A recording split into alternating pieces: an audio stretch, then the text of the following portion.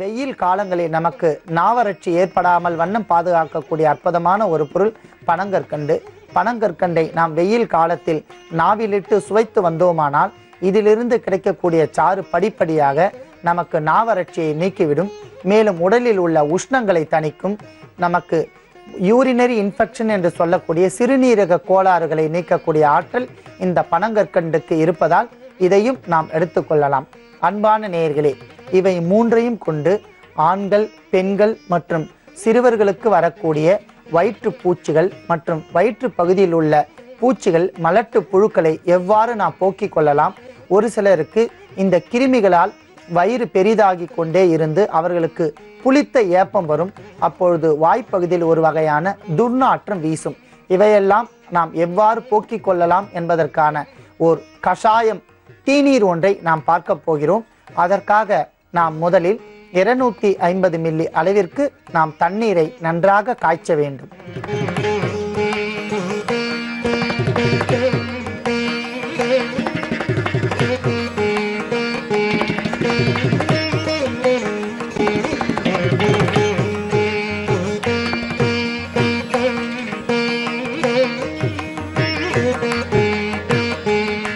அன்பான நேயர்களே, நன்றாக கொதித்து கொண்டிருக்கின்ற அந்த நீரில் நாம் 10 கிராம் அளவிற்கு சரக்கொன்றை பூக்களை இட வேண்டும்.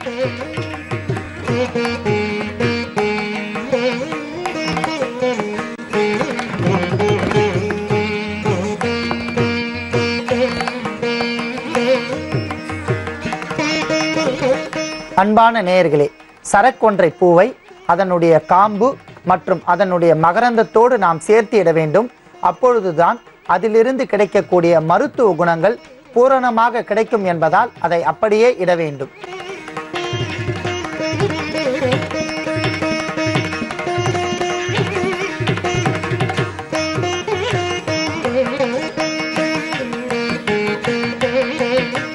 சரக்கொன்றை பூவோடு அந்த கஷாயம் நன்றாக கொதித்து கொண்டிருப்பதால் அதனுடன் பனங்கற்கண்டு கட்டிகளை 2 சேர்த்து கொள்ளலாம்.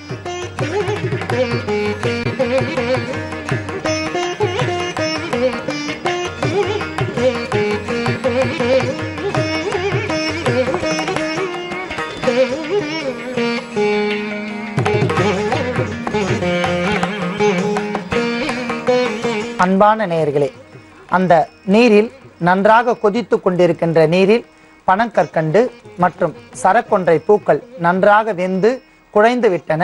பனங்கற்கண்டு நீரில் நன்றாக கரைந்து விட்டன. ஆகையால் இப்போது அதை நாம் வடிகட்டி எடுத்துக்கொள்ளலாம்.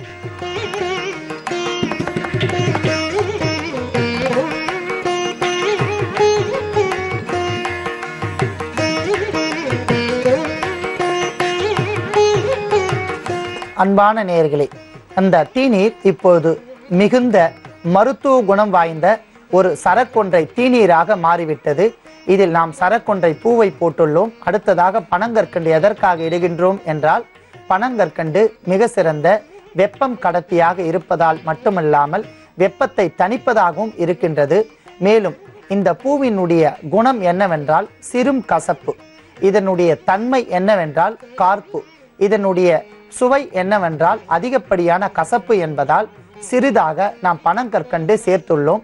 பனங்கற்கண்டு சேர்ப்பதனால் மருத்துவ தீநீர் சிறிது இனிப்பாக மாறிவிடும். மேலும் உடலில் உள்ள உஷ்ணங்களை தணித்துவிடும். இந்த வயிற்று பகுதியில் மிக சிறந்த ஒரு தொழிற்சாலையாக நவீன விஞ்ஞான மருத்துவம் கருதுகின்றன. பல்வேறு வகையான பணிகள் மற்றும் வேலைகள் வயிற்று பகுதியில் நடக்கின்றன. சிறுநீரகங்களை பிரித்தல் மற்றும் நுரையீரல் பகுதியில் உள்ள அழுக்குகளை வெளியே தள்ளுதல், மல ஜலங்களை பரிபூர்ணமாக பிரித்தெடுத்தல் போன்ற பல்வேறு வகையான பணிகள் வயிற்று பகுதியில் நடப்பதால் அந்த வயிற்று பகுதியை எப்போதுமே நாம் மிகுந்த தூய்மையாகவும் சுத்தமாகவும் பேணி பாதுகாக்க வேண்டும். அவற்றில் கிருமிகள் தோன்றினால் வயிற்று பகுதியில் உள்ள குற்றங்கள் அதிகரித்து மலஜலங்களுக்கு சிக்கல் ஏற்பட்டுவிடும். மேலும் வாய்ப்பகுதியில் துர்நாற்றம் வீசும். பெப்டிக் அல்சர் என்று சொல்லக்கூடிய சிறுகுடல் புண்கள் தோன்றும். ஆகையால் இவையெல்லாம் தோன்றாமல் அந்த வயிற்று பகுதியில் உள்ள கிருமிகளை பூரணமாக அழித்து மலத்தின் வழியாக வெளியே அனுப்பக்கூடிய அற்புதமான ஒரு தீநீர் சரக்கொன்றை தீநீர்.